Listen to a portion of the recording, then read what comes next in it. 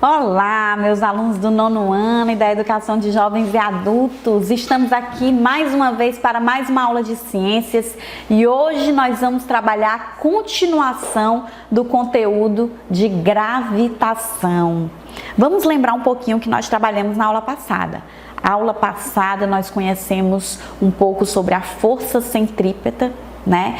E qual era a relação dela com a gravitação, né? E vocês aprenderam que a força centrípeta, ela acontece por causa da gravitação, né? E descobriram também que o Isaac Newton, ele está envolvido, né, com esse processo da lei da gravitação universal. Foi ele que explicou, né, o que era a gravidade, né? Não é isso? Então, nós ficamos num conteúdo bem legal, onde eu fiquei de falar para vocês sobre o Sol. O que o Sol tem a ver com este conteúdo? É porque no conteúdo de gravitação do 9º ano, gente, vocês já estão vendo também um pouquinho sobre astronomia. E a aula de hoje vocês vão conhecer um pouquinho sobre a astronomia, justamente porque a gravitação está envolvida nisso. Ela explica o porquê que os astros eles entram em órbita ao redor da Terra, ela explica a influência das estrelas para o planeta Terra, não é isso? Ela explica o que é o Sol e qual é a importância do Sol para a nossa Terra. Então, gravitação está envolvida com tudo isso. E hoje nós vamos falar de Sol, de galáxias, né? E de algumas estrelas, ok? Primeira figura que eu quero mostrar para vocês sobre o Sol, sobre o astro-rei, é essa aqui. Olhem aí, olhem o tamanho do Sol, gente. O Sol, gente, ele é 333 mil vezes maior do que o planeta Terra, gente. Para vocês terem uma ideia, ele é muito, mas muito grande, né? Não é isso? Mas ele é considerado uma estrela mediana. Ele não é tão grande assim em relação às demais estrelas do universo, né? Ele é considerado uma estrela mediana. Gente, também há quem diga que o Sol, ele tem cerca de 8 bilhões de anos de vida, 10 bilhões de anos de vida, né? E ele já está na metade, quase na metade da sua vida. Isso quer dizer, gente, que quando a gente estuda um pouco a astronomia, a gente percebe que as estrelas e que os planetas, todos têm um tempo de vida, né? Eles vivem aqui no universo e eles vão ter um momento também que eles vão, né, se desfazer e se transformar em outros corpos. O Sol, ele também é assim. Eu vou mostrar para vocês essa figura sobre a morte do Sol, tá? E lá na frente nós vamos falar um pouquinho sobre ela. Isso é o ciclo de vida desse astro, né, do nosso sistema planetário. Mas não fiquem preocupados não, porque ainda nós temos mais de 5 bilhões de anos de vida aí do Sol no nosso sistema solar, tá? Assim como uma estrela comum, o Sol ele surgiu de uma nebulosa. Toda estrela surgiu de uma nebulosa, que é uma nuvem formada de gás e poeira, tá? E aí o ciclo de vida dele é cerca de 10 bilhões de anos, tá? Então, o que acontece em 10 bilhões de anos? Como é que começa a ser o processo de envelhecimento do Sol, né? Quando ele chega perto do seu final. É quando o hidrogênio desse Sol, gente, ele passa a ser consumido no seu núcleo, tá? Porque o Sol, ele é composto, praticamente a sua maioria, 75% do Sol é composto de hidrogênio, 25% é de hélio e os restantes, né, os outros porcentos é de outros elementos, né, químicos que compreendem o Sol, tá? E aí depois, gente, o Sol, ele vai começar a utilizar o hélio para produzir energia, né? Ele vai se expandir, vai se tornar uma estrela bem grande, maior do que ela já é. Quando o hélio ele esgota, acabou o hélio, as camadas externas da estrela elas vão se romper e aí vão formar uma nebulosa planetária, tá? E depois de nebulosa planetária, o Sol se transforma em anã branca, que vai diminuindo, né? Vai iniciando um processo de resfriamento. E aí, lentamente, gente, essa estrela ela vai perdendo o brilho até morrer, tá? E aí ela é chamada de anã negra, tá? Mas não fiquem preocupados não, nós temos aí mais de 5 bilhões de anos de vida do Sol ainda no nosso sistema solar, tá bom, gente? O Sol também ele é feito de camadas, tá? Para medir a temperatura do Sol, pode ser em graus Celsius ou em Kelvin, tá? E aqui eu tenho só uma comparação, tá? O Sol ele não é uma estrela tão quente em relação às demais estrelas. Ele tem cerca de 5.500 graus Celsius aqui na sua fotosfera, mas existe uma estrela que tem 12.000 graus Celsius, né? Que é essa estrela aqui que eu estou apontando aqui com o mouse, tá certo? E existem estrelas mais frias que o Sol, né? Como essa daqui, de 3.000 graus Celsius, ok?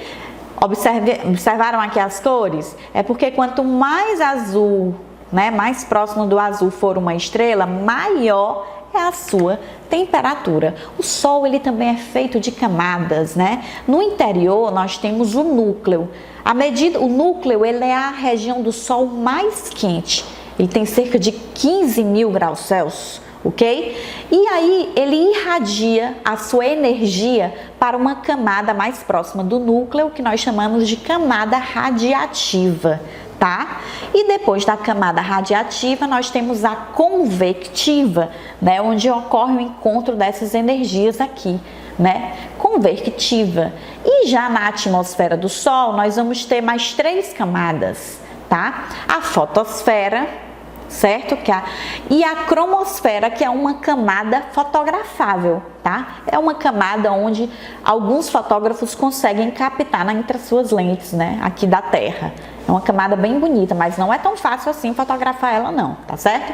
E a coroa, né? Que é a última camada aqui do Sol que irradia os raios solares aqui para o nosso planeta Terra, né?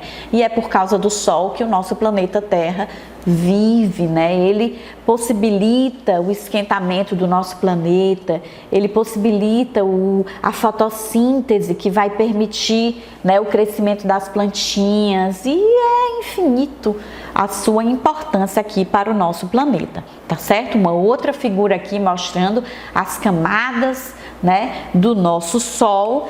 E para que vocês se apaixonem mais ainda pelo Sol, eu vou mostrar um vídeo bem legal, né? De um canal no YouTube que eu vou indicar aqui para vocês, ABC da Astronomia, se vocês quiserem conhecer mais um pouquinho sobre esses mistérios, né, que a astronomia tem, que apaixona tanto, tá bom? Assistam o vídeo, pessoal!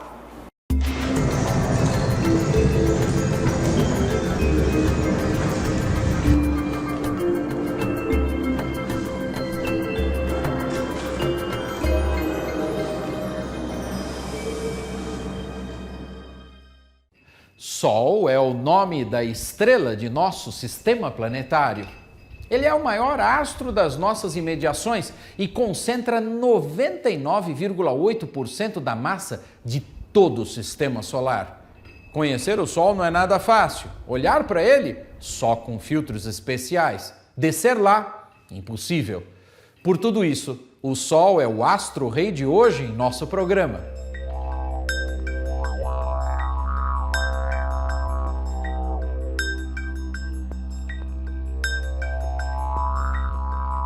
A imagem que vemos no nosso cotidiano, o disco brilhante dourado, é a sua fotosfera, a superfície solar. Se a atmosfera da Terra não existisse, muitas das radiações nocivas à nossa saúde chegariam até aqui. A 1,5 milhão de quilômetros da Terra, aproximadamente 4 vezes a distância Terra-Lua, na direção do Sol, está a sonda espacial SOHO. Ela observa o Sol, que está a cerca de 150 milhões de quilômetros da Terra, e nos envia imagens impressionantes. O Sol é composto por cerca de 74% de hidrogênio, 25% de hélio e 1% de outros elementos muito aproximadamente. Estes elementos estão em grande atividade num estado da matéria chamado plasma. Um dos resultados da intensa atividade do Sol é a coroa solar, que se expande a grandes distâncias, e o vento solar, que é uma corrente de partículas carregadas que se estende para além dos planetas.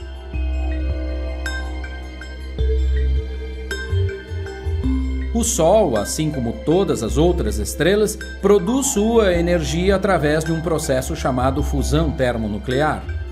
No seu interior, ou núcleo, com temperaturas que atingem perto de 15 milhões de graus e pressões 300 bilhões de vezes superiores àquelas que sentimos no nível do mar, ocorrem reações que alteram os núcleos atômicos. A grande quantidade de energia produzida no núcleo do Sol passa por uma região chamada zona radiativa. Aqui se inicia uma queda considerável de temperatura, que depois se acentua nas outras camadas. Depois dessa camada, vem a zona convectiva, onde a temperatura segue caindo enquanto a matéria segue a convecção. Aqui a energia chega a regiões mais distantes do núcleo. Depois vem a fotosfera, onde encontramos as manchas solares e outros importantes fenômenos. Muita gente pensa que o Sol é uma bola de fogo, mas é importante saber que lá não existe oxigênio para gerar o tipo de fogo que conhecemos aqui. São as reações termonucleares que geram a energia e as partículas. O Sol produz a luz que a Terra usa para a fotossíntese, o calor que equilibra nossa temperatura planetária e muitas outras radiações importantes para as condições especialíssimas do nosso planeta. Há muito mais ainda para falar sobre o Sol, mas isso fica para outros episódios do ABC da Astronomia. Até lá! E aí, pessoal, gostaram? Gostaram do vídeo? Conheceram um pouquinho mais sobre o Sol? Bom, já que aprendemos sobre o Sol, vamos aprender um pouquinho também sobre as galáxias. O que é uma galáxia? Gente, galáxia é um aglomerado de estrelas, tá bom? Certo? Galáxia é um aglomerado de estrelas. E geralmente, para se medir as distâncias entre as estrelas, né? As distâncias das estrelas até a Terra, utiliza-se uma unidade de medida. Tá? Mas não é em metro, não é em centímetro e não é em quilômetro, é em anos, tá, gente? Para vocês terem ideia, gente, existe uma estrela aqui chamada Próxima de Centauro, que ela está a uma distância de 4,2 anos-luz de distância da Terra até ela, tá? Já o Sol, gente, a distância dele é medida em minutos, pela velocidade da luz. Né? 8,3 minutos de luz é a distância do Sol até a Terra. Olha como que próximo ele está da Terra, tá? E as galáxias, elas já são um aglomerado de estrelas onde nós estamos inseridas dentro delas, tá certo? E elas se comportam como se fosse uma espiral, né? Onde os sistemas solares, né? No caso, a nossa galáxia é chamada de Via Láctea e os sistemas solares eles vão girando ao redor do seu núcleo, tá? Certo? E aí, quero mostrar para vocês aqui uma galáxia, né? Essa galáxia, ela está aproximadamente a 100 mil anos-luz de distância do nosso planeta, tá? E aqui é uma estrutura de uma galáxia. Olha, a galáxia ela vai ter um bojo nuclear. É ao redor deste bojo nuclear que o nosso sistema solar gira ao redor dela, tá? E vocês têm ideia de quanto tempo que o sistema solar demora para girar ao redor da nossa galáxia, pessoal? Chega a ser a mais de 250 milhões de anos que ele demora, né? 250 mil anos que ele demora para girar ao redor da nossa galáxia, tá bom, gente? E aí, aqui seria a região, olha, uma região bem pequena, onde está o nosso sistema solar, tá? E ele vai dar essa volta aqui, né? A distância, né, aproximadamente dessa região, de uma região para outra aqui, chega a ser de 2.000 anos-luz, tá? Aqui nós encontramos os aglomerados globulares, né? O núcleo galáctico, e do núcleo galáctico até chegar à nossa galáxia, nós temos cerca aí de 26 mil anos-luz, tá certo? E nós temos outras galáxias, tá? Outras galáxias. Aqui é uma imagem óptica obtida pelo telescópio espacial Hubble, tá bom, gente? E aqui nós temos uma galáxia chamada NGC 1300, ela está a 69 milhões de anos-luz, né? Ela tem um diâmetro de 110 mil anos-luz. E a galáxia NGC 5194, que está a cerca de 30 milhões de anos-luz, né, de distância aqui da nossa galáxia, e tem um diâmetro de 43 mil anos-luz, tá? E existem outras galáxias, como a Andrômeda, que ela está um pouco mais próxima, né? Existem galáxias que nós conseguimos ver a olho nu, né? Que seria a grande nuvem de Magalhães, é uma galáxia que é possível ver lá no céu, né? E a pequena nuvem de Magalhães. Na internet mesmo, pessoal, tem um programa, né? Um projeto que vocês conseguem visualizar, né, essa galáxia pela internet, tá? Não só ela, mas como outros astros, né, no sistema solar e no universo, né? Se vocês tiverem interesse, é só ir lá e acessar. Mas para que vocês entendam mais um pouquinho sobre galáxia, eu vou mostrar o vídeo do ABC da Astronomia, para que vocês se interem mais ainda, ok?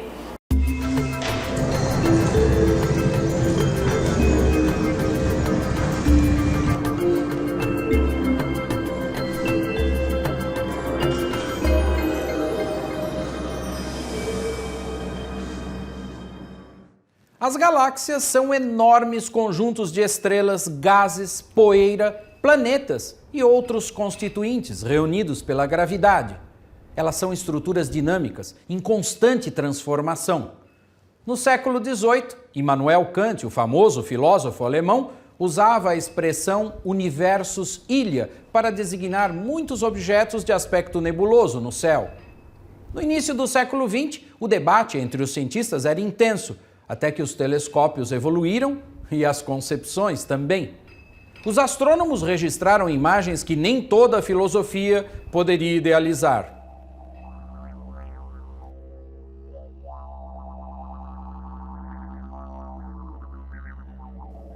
A classificação mais conhecida para as galáxias leva em conta a sua forma e foi criada por Edwin Hubble no início do século passado.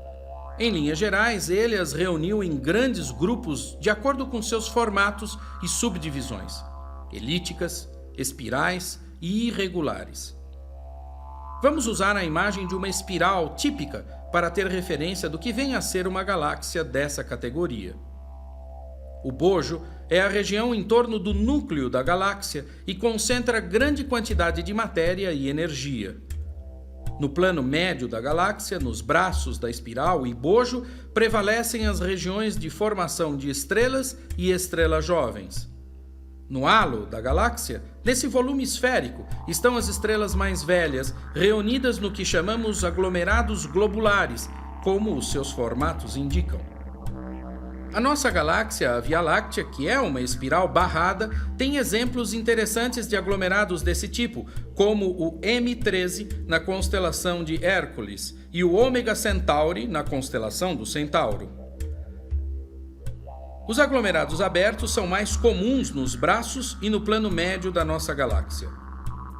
Os destaques entre os aglomerados abertos da Via Láctea são o M6 e o M7 na constelação do Escorpião, e a caixinha de joias, que fica aqui, pertinho do Cruzeiro do Sul. O núcleo da Via Láctea é visível para nós na constelação do Sagitário, e a região é de grande atividade, com um buraco negro supermassivo e outros buracos negros menores, além de algumas fontes de alta energia. Essas constatações reforçam a ideia de que muitas galáxias podem ter buracos negros em seus núcleos. Conseguimos enxergar algumas galáxias a olho nu. É o caso da grande e da pequena nuvem de Magalhães, galáxias satélite da nossa. 10 vezes mais distante e também visível sem auxílio de instrumentos ópticos, está a galáxia de Andrômeda, cujo aspecto geral se aproxima da nossa galáxia. A galáxia de Andrômeda, a Via Láctea e mais cerca de 30 galáxias formam o grupo local de galáxias. Esse grupo faz parte de um grande aglomerado de galáxias e, segundo os cosmólogos, o universo conta com grandes estruturas desse tipo.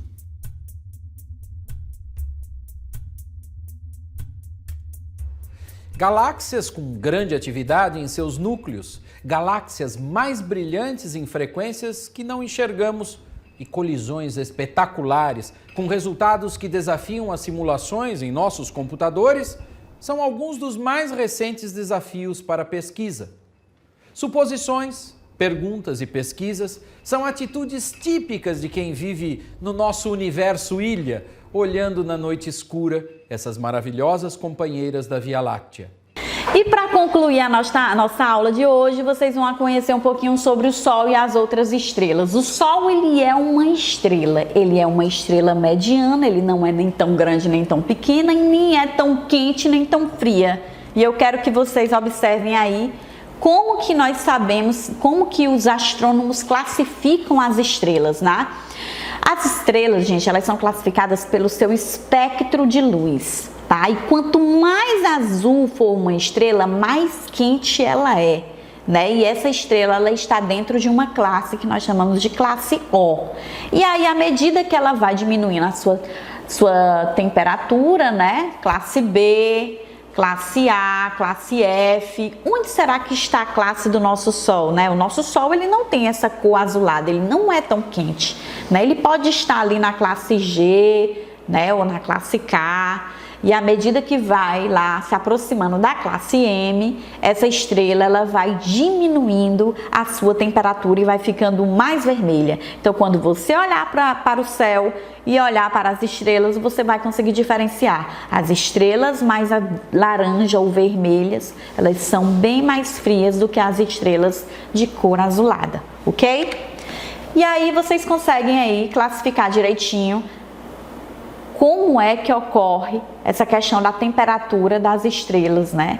O Sol, ele fica bem aqui, gente. Existem as supergigantes e as gigantes, né? As supergigantes aqui se aproximam de uma temperatura bem maior e as gigantes, né, uma temperatura menor do que a do Sol, tá? O Sol, ele é mediano. Olha as anãs vermelhas aqui, gente. E a anã branca bem, mas bem quente, ok? Aqui vocês conseguem observar que os astrônomos, eles usam o Sol como uma referência, tá? E geralmente aqui eles conseguem classificar o tempo de permanência na sequência principal em anos onde uma estrela ela vive.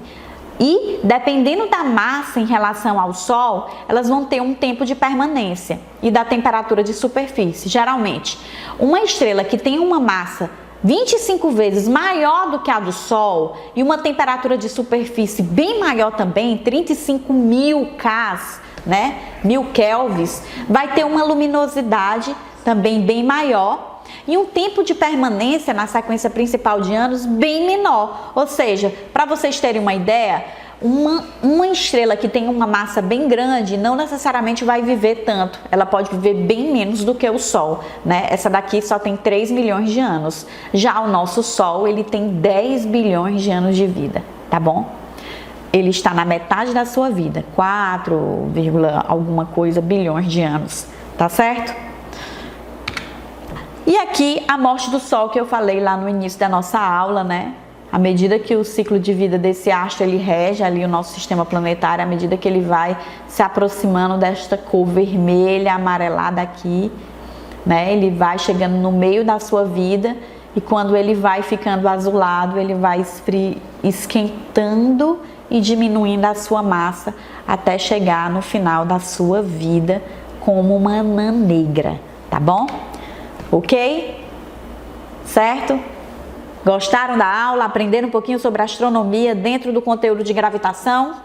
Se vocês quiserem aprender mais, gente, vão lá no canal do ABC da Astronomia, vão no YouTube, pesquisem, leiam o livro de vocês, que o livro de vocês didático está bem detalhado, ok? Até a nossa próxima aula, pessoal!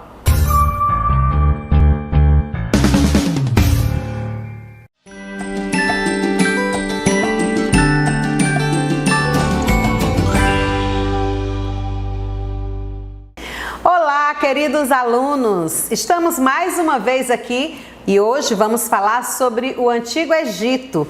Sou professora Francileuda, essa é a nossa 10ª aula da disciplina de História para o 6º ano. Acompanha comigo, hoje nós vamos falar sobre esse tema maravilhoso. Nós vamos falar sobre o Egito Antigo e conhecer um pouco da história desses povos. Vamos começar a falar dos povos da antiguidade, vamos começar pelos egípcios. Acompanha comigo, esse tema de hoje, ele é assim muito bom da gente estudar, ele traz muitas novidades interessantes para nós e uma delas é que eu gostaria que vocês observassem aí neste mapa. O Egito, ele é uma cidade da África, é um país da África. E olha bem aí direitinho para você ver toda essa marca azulzinha aí, é o Rio Nilo. É isso mesmo, o Egito ele é atravessado totalmente pelo Rio Nilo. E a gente vai ver aí a importância desse rio para este país, ok? Ele é situado no nordeste da África, é um território muito grande e tem muitas áreas desertas e desérticas. É atravessado por 2 desertos, exatamente, o da Líbia e o deserto arábico. Então vamos ver aí toda essa história, toda a trajetória desses povos egípcios. Eles têm muitas coisas para contar para a gente. Faz fronteira com o mar Mediterrâneo ao norte, o deserto da Líbia ao oeste. Ao oriental, nós temos o deserto oriental africano e a leste, a catarata do rio Nilo. É isso aí. Vamos então seguindo adiante para você compreender melhor como é que funciona essa civilização egípcia. O Egito ele é dividido em 2 pontos, o Alto Egito e o Baixo Egito. É isso aí. Como o mapa está mostrando para vocês, o Baixo Egito fica lá extremando com o mar Mediterrâneo, ao passo que o Alto Egito fica aqui extremando com o Mar Vermelho e também com a catarata, a primeira catarata do rio Nilo.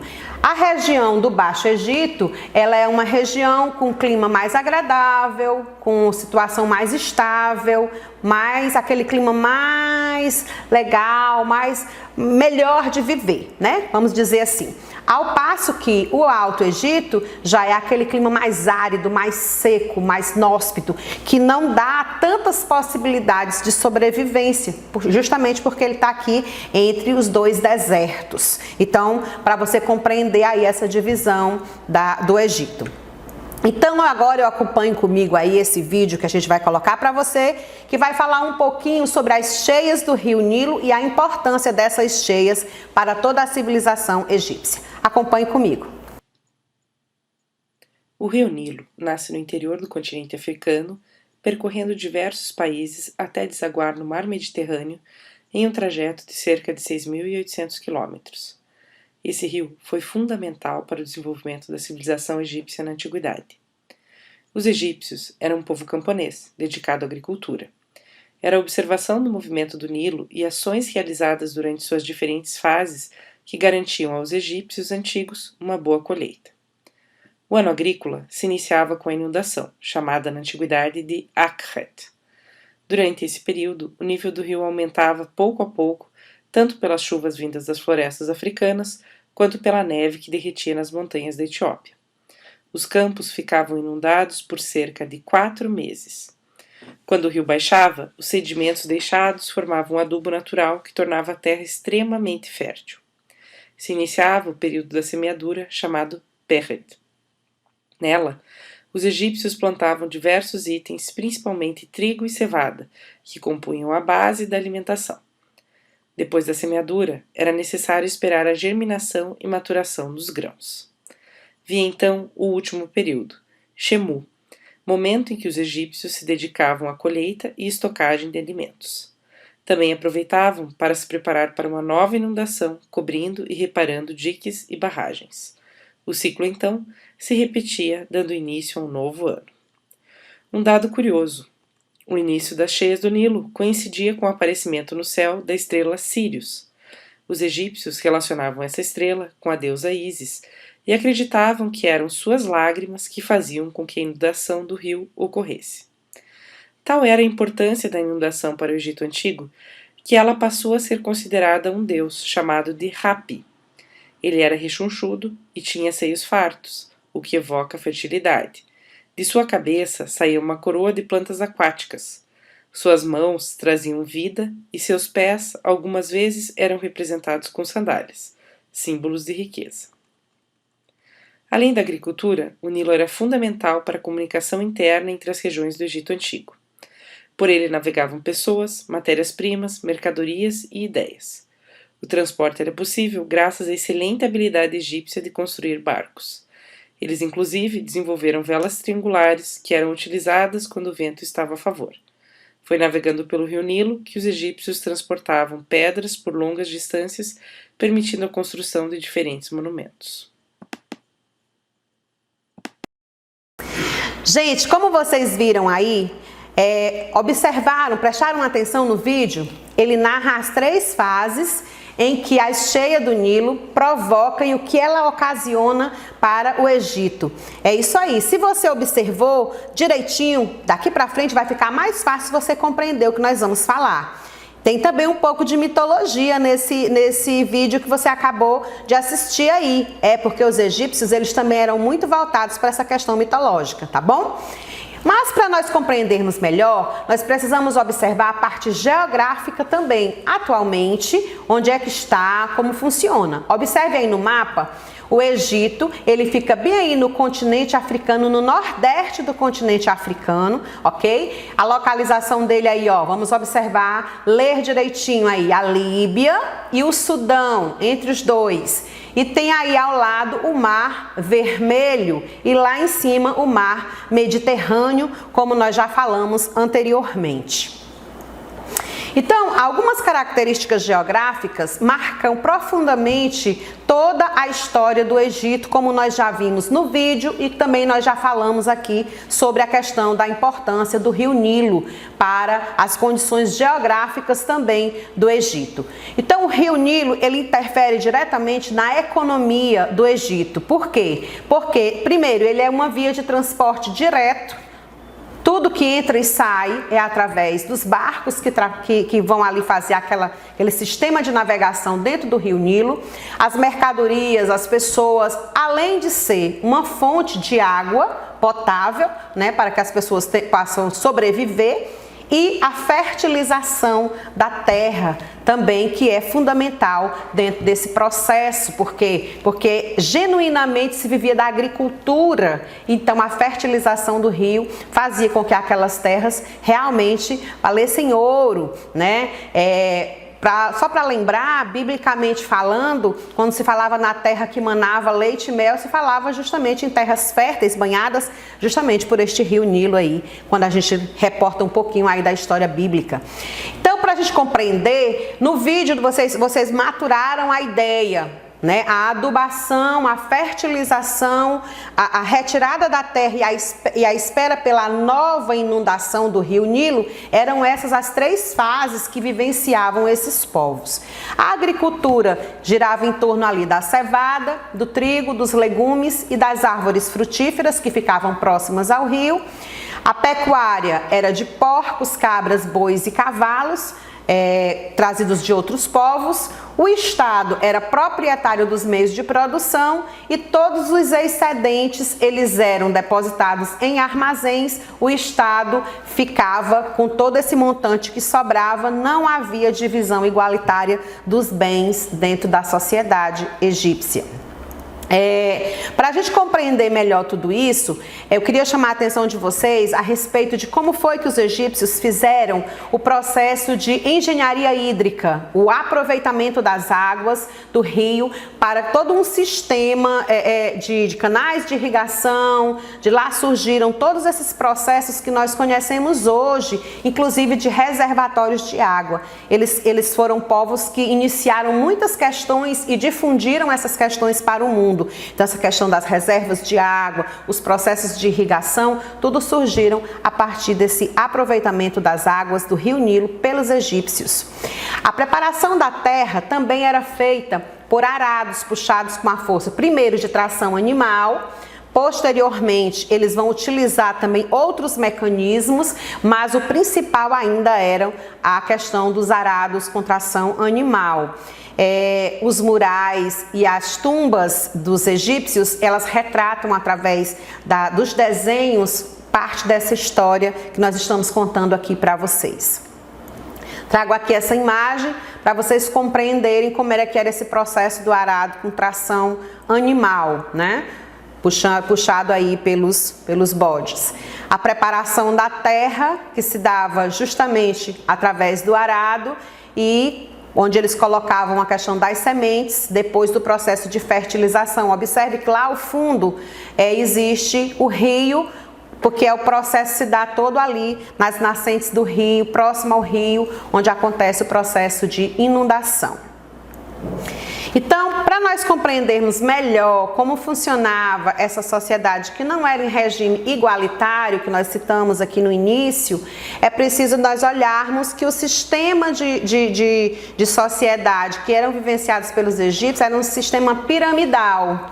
Parece assim, brincadeira, nós estamos falando dos egípcios, pirâmide, né? A gente remete logo à ideia de pirâmide. Sim, também a sociedade egípcia era piramidal.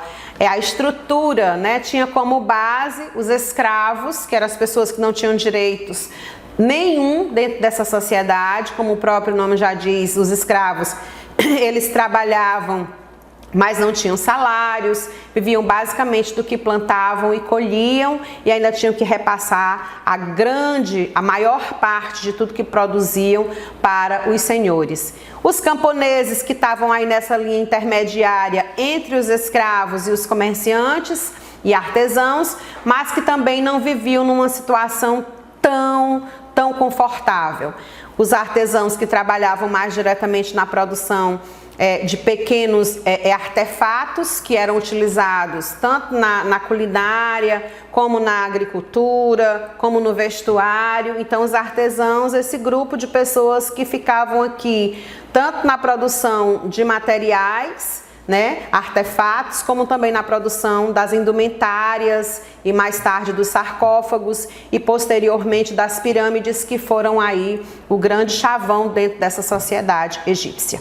Os comerciantes, que faziam todo esse processo de entradas e saídas de mercadorias, muito mais de saídas, por quê? Porque viviam dentro de uma região fértil, em que a produção era muito grande, ela precisava também ser escoada, então os comerciantes também faziam esse trabalho aí dentro da sociedade. Os escribas, que eram os estudiosos, que eram as pessoas que estudavam as leis, né, e que faziam com que essas leis pudessem estar sendo cumpridas dentro da sociedade. Geralmente os escribas eram pessoas mantidas pelo alto escalão de uma sociedade com a finalidade de fazer as leis acontecerem, de conhecer e difundir essas leis. Os soldados, porque vocês sabem que uma sociedade, para ser grande, para ser forte na antiguidade, ela necessitava ter um exército. Ter primeiro riquezas e depois ter um exército. Porque o exército era a força, né? Porque era a forma que eles tinham de invadir, de dominar outros povos. Então, os soldados faziam aí parte também do alto escalão dentro da sociedade egípcia. E que está quase no topo dessa pirâmide, os nobres e os sacerdotes. Mais uma vez, a gente vai destacar aqui a presença da igreja, né? Os sacerdotes não tinham uma formação, como nós já falamos em aulas anteriores, eles bastavam nascer em famílias abastadas ou famílias ricas, e eles assim já tinham os cargos como sacerdotes a serem ocupados. Esses sacerdotes eram uma espécie falavam em nome dos deuses, porque aqui no Egito nós não vamos falar de uma religião monoteísta, ou seja, de um único Deus, mas sim de uma religião politeísta, onde existiam vários deuses, que inclusive o faraó, que é quem ocupa o topo da pirâmide, era um semideus, era considerado por todos da sociedade como um deus. E eles acreditavam nisso piamente e faziam com que todos os outros que estavam no baixo escalão dessa sociedade piramidal também acreditassem na força, no poder e na divindade do faraó. Então, essa é a sociedade egípcia na sua divisão societária piramidal. Então, a figura do faraó, para nós compreendermos, é daquele que é escolhido por Deus, é uma divindade. Ele é uma pessoa que está ali à frente, ele é um teocrata, né? Ele está na frente, ele é que toma as decisões, ele é quem resolve tudo. Por quê? Porque ele é centralizado, o poder é centralizado no faraó.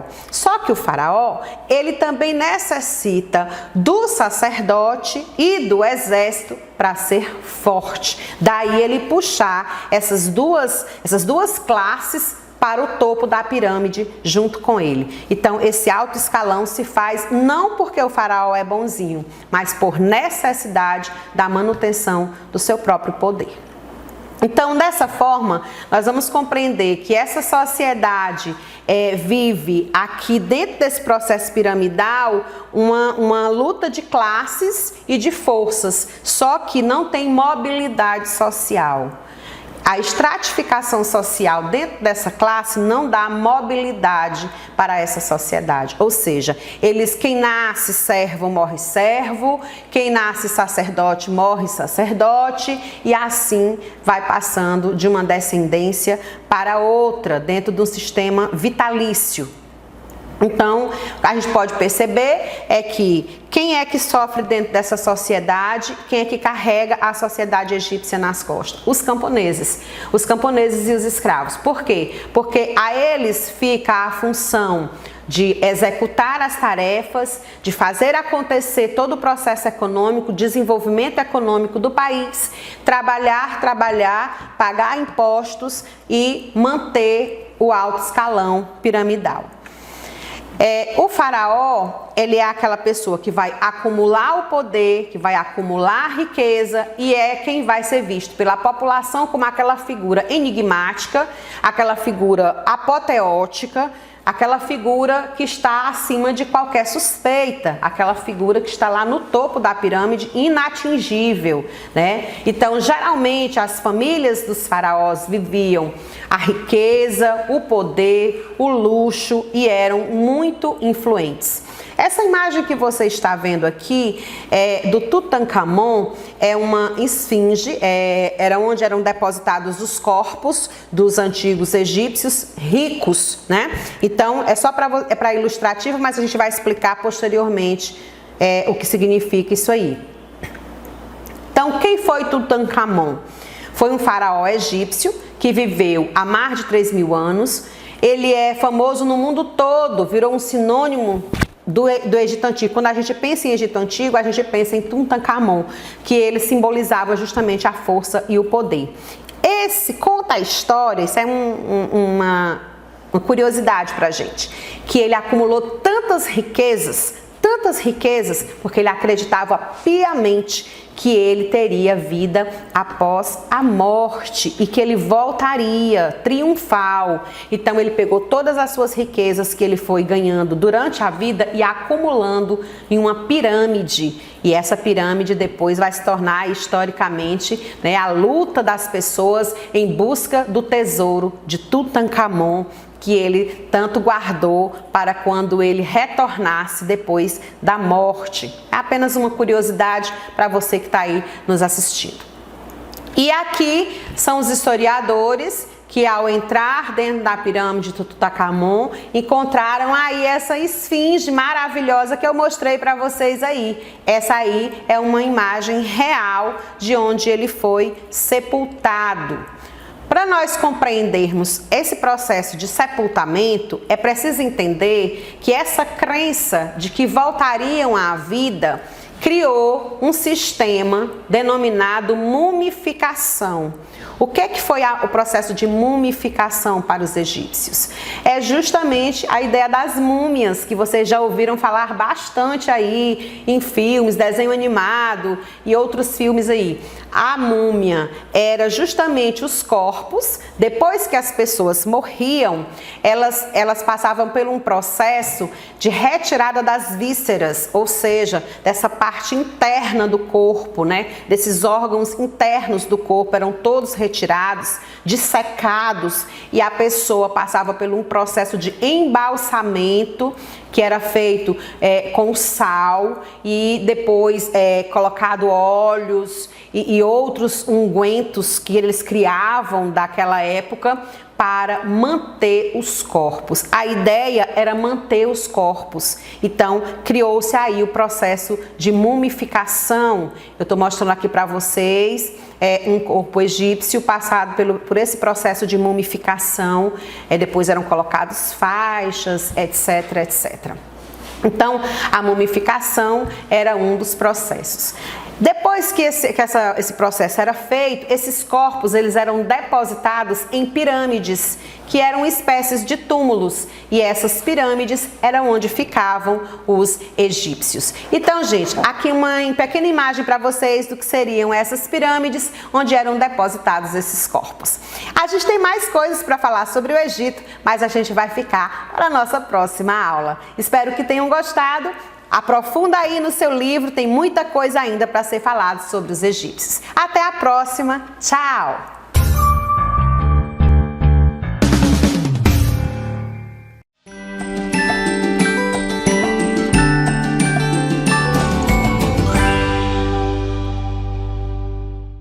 Fala galera, bom dia, bom dia, bom dia. Sejam todos bem-vindos a mais uma aula do sexto ano. Esta é a nossa aula de número 17. Beleza? Muito bem. Então vamos ao que interessa. Mais uma aula do sexto ano. Amiguinhos, vamos lembrar aqui que na nossa última aula nós falamos sobre múltiplos e divisores. Vamos fazer aqui uma pequena recapitulação para que a gente possa, ou para que possamos iniciar o nosso trabalho. Beleza? Então, nós precisamos lembrar que nós falamos sobre múltiplos divisores. O que eu posso dizer para vocês sobre múltiplos e divisores, tá? Os múltiplos é uma sucessão infinita, tá? De valores correspondente a um determinado número. E os divisores é uma sucessão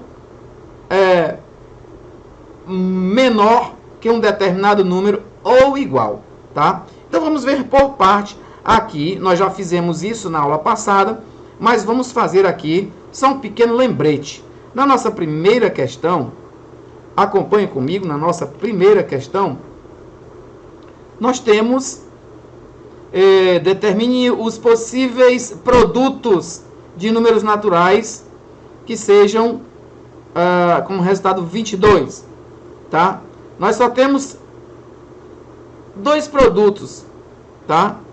Na nossa primeira questão, na letra A, nós temos 1 vezes 22 e 2 vezes 11, beleza? Isso quer dizer que todos os produtos possíveis são esses. Esses são os únicos números que podemos multiplicar para obter 22. Ainda assim, dizemos que os divisores de 22 são 1, 2, 11 e o próprio 22. Então, quando nós apresentamos o conjunto de produtos para dar esse resultado, nós encontramos os divisores. A ideia é encontrar os divisores, beleza? Então, na realidade, aqui nós já respondemos a letra A da segunda, tá? E vamos para a letra D. A letra D da primeira. Então, nós pegamos os produtos. Nós podemos pegar 1 vezes 24, 2 vezes 12, 3 vezes 8, 4 vezes 6, e só são esses. Na realidade, questão 2, letra D, os divisores de 24 são 1, 2, 3, 4, 6, 8, 12 e o próprio 24. Então, nós precisamos considerar aqui, pessoal, algumas particularidades. Nós percebemos que no número 22, nós tínhamos como divisores o 1 e o próprio número. No 24, nós temos também o 1 e o próprio número. Beleza? Segura essa ideia. Tá? Todo número tem como divisor 1 ou o próprio número. Beleza? A ideia aqui é identificar os múltiplos e divisores. Inicialmente, estamos identificando os divisores. Beleza? Então, nós podemos dar continuidade ao nosso trabalho. Daqui, nós justificamos os divisores de um número e como funciona para calcular os múltiplos, tá bom? Olha o que diz aqui na nossa próxima página. Quais são os fatores de 30? O que significa fatores, professor? São os multiplicadores de 30. Beleza? Então, eu posso dizer que 1 vezes 30, nós temos como fatores 1 e 30. 2 vezes 15, nós temos como fatores 2 e 15. 3 vezes 10, nós temos como fatores 3 vezes 10. Beleza?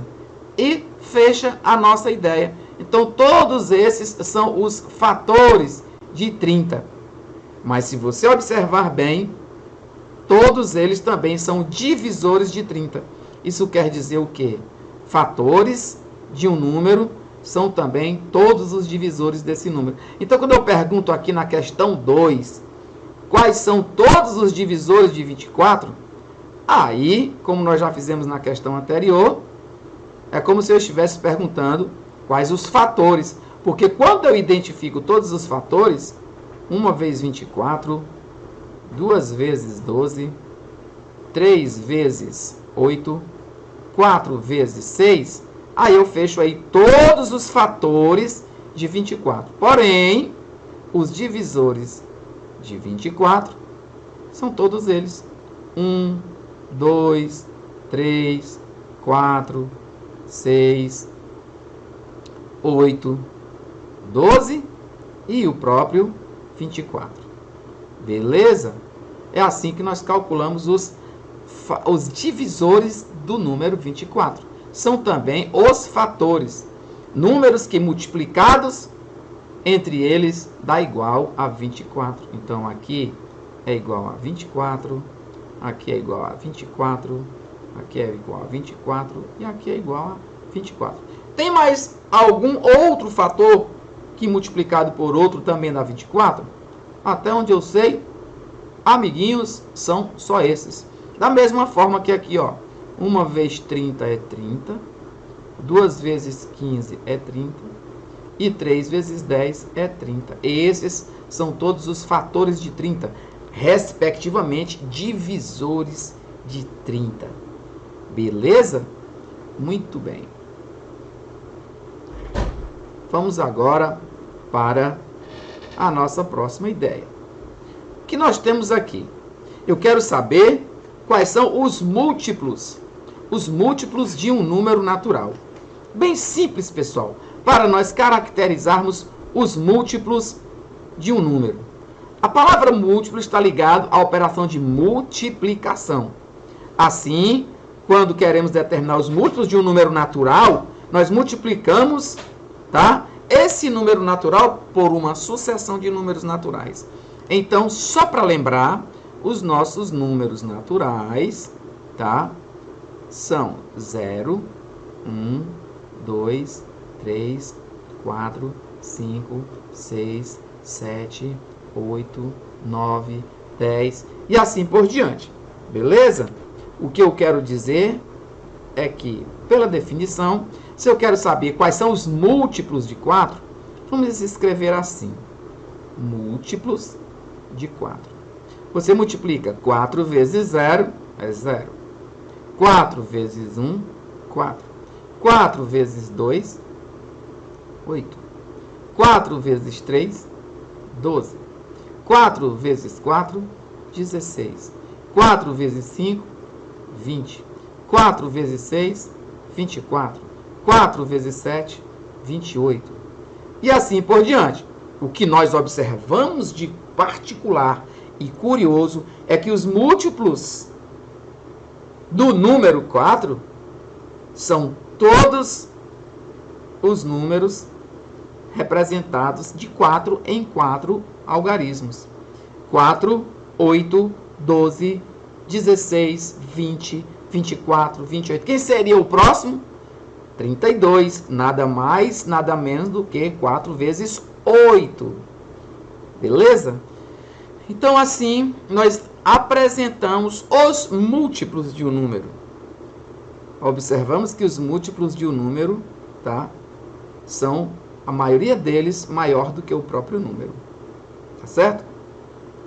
Então, bem simples. Nós temos aqui um modelito que diz 42 dividido por 7 dá 6. 6 vezes 7, 42, para 42 nada. Ou seja, 6 vezes 7 é igual a 42. O que nós podemos dizer? Que 42 é divisível por 7.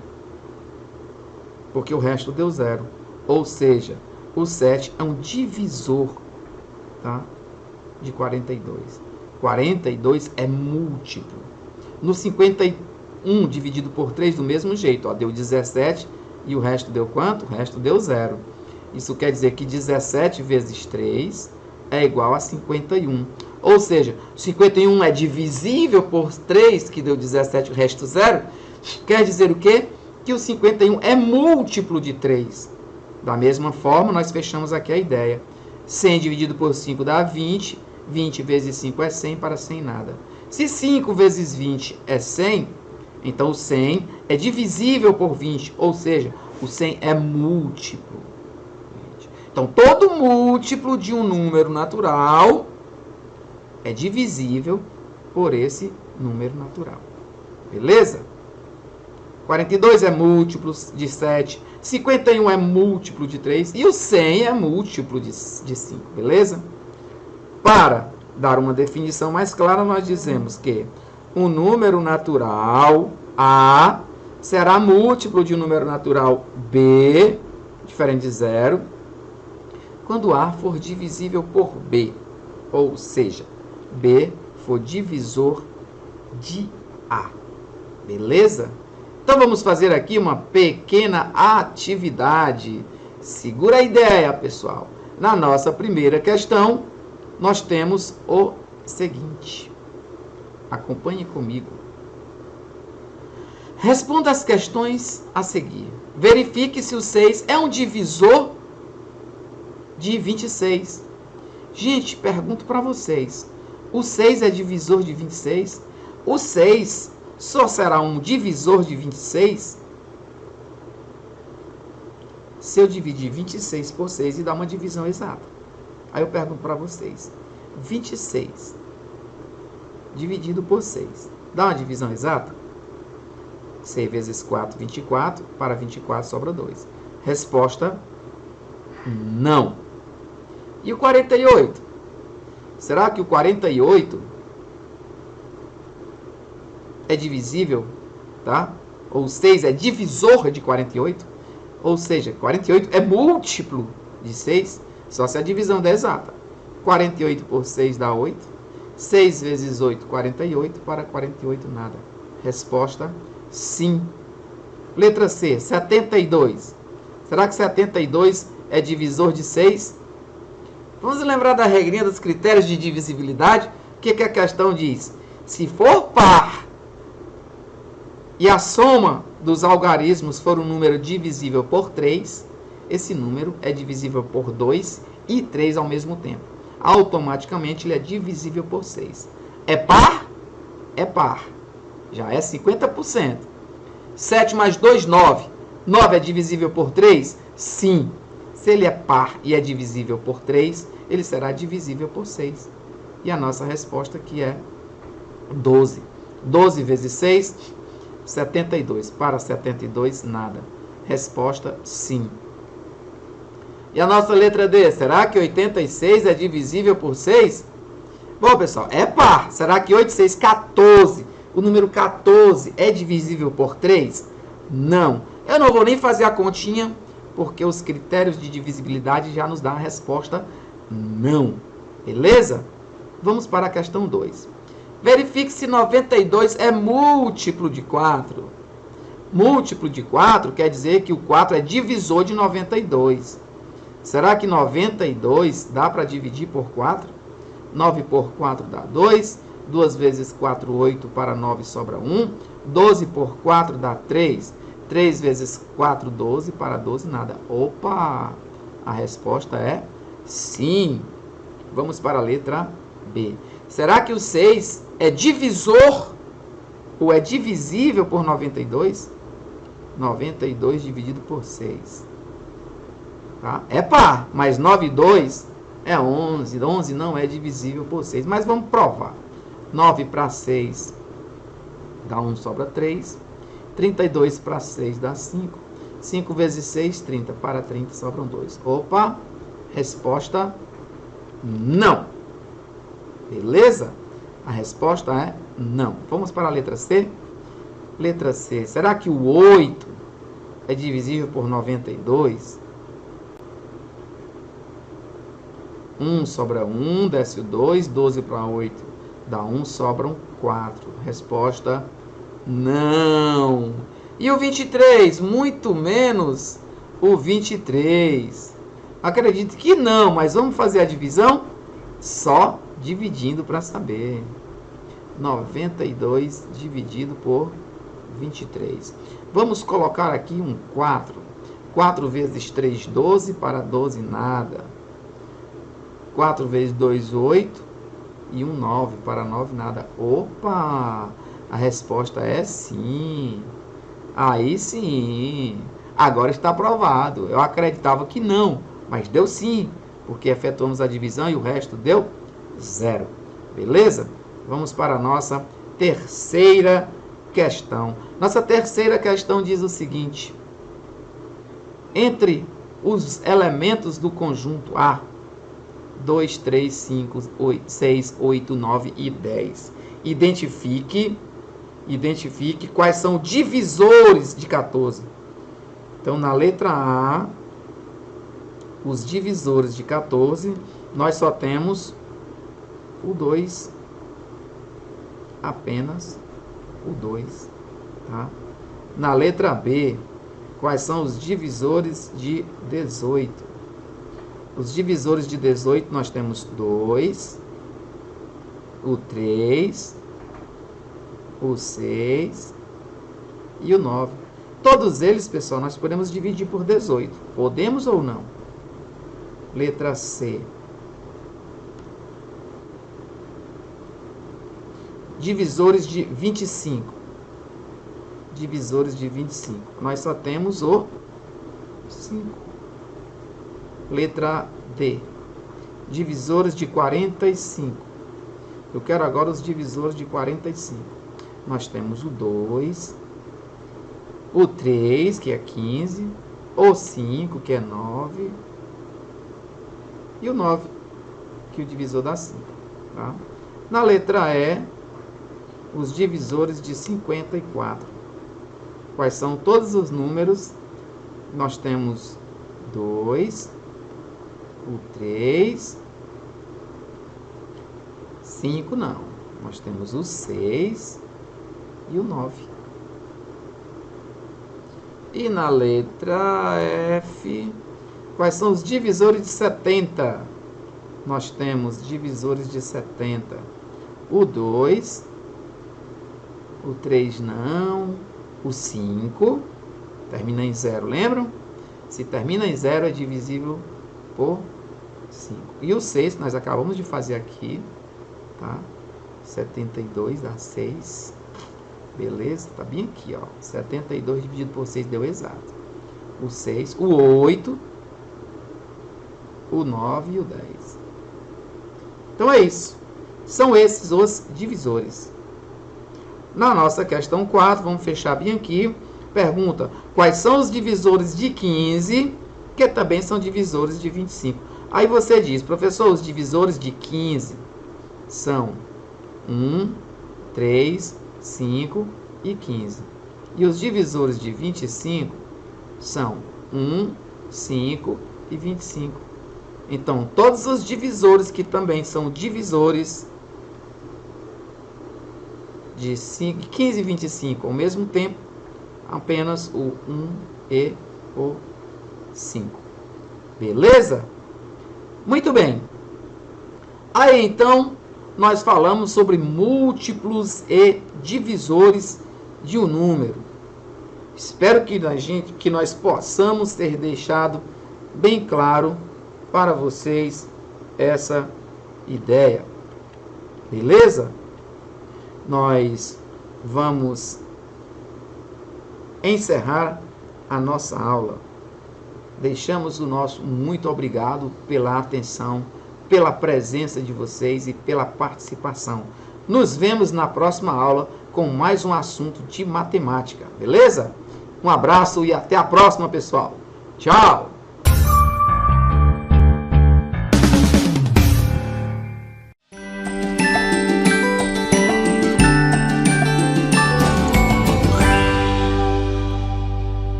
Olá, gente linda de Deus, tudo bem com vocês, meus amores?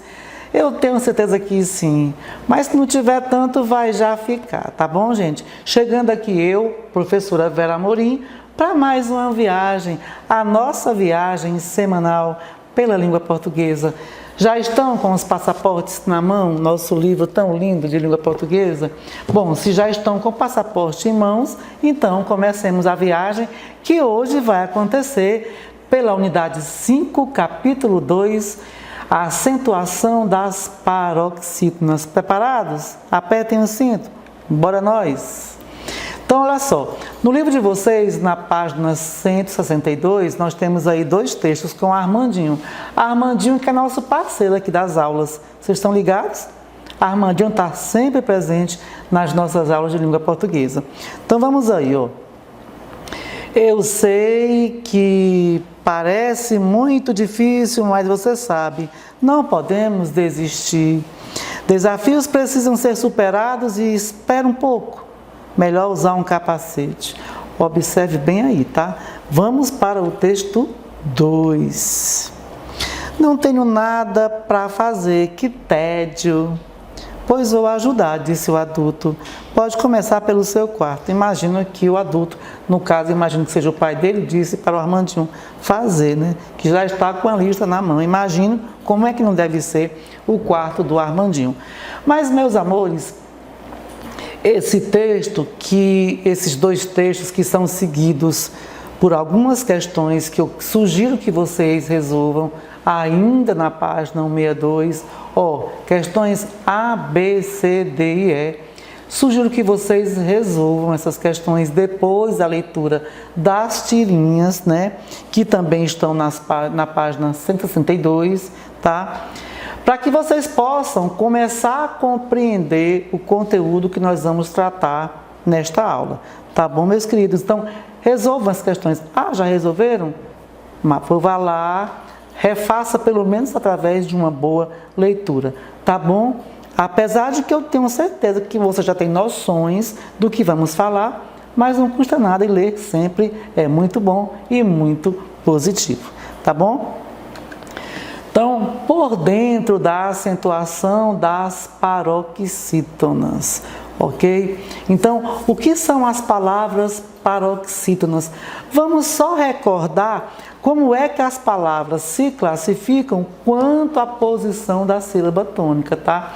Porque além das paroxítonas, nós temos as oxítonas e as proparoxítonas. Então, com relação à posição da sílaba tônica, as palavras podem ser oxítonas, paroxítonas e proparoxítonas. Hoje vamos tratar das paroxítonas, mas vamos recordar quando é que nós dizemos, com relação à posição da sílaba tônica, que a palavra é oxítona? Tá lembrado? Lembrou? Quando esta sílaba tônica recai na última, né? No último lugar da palavra. Por exemplo, a palavra picolé.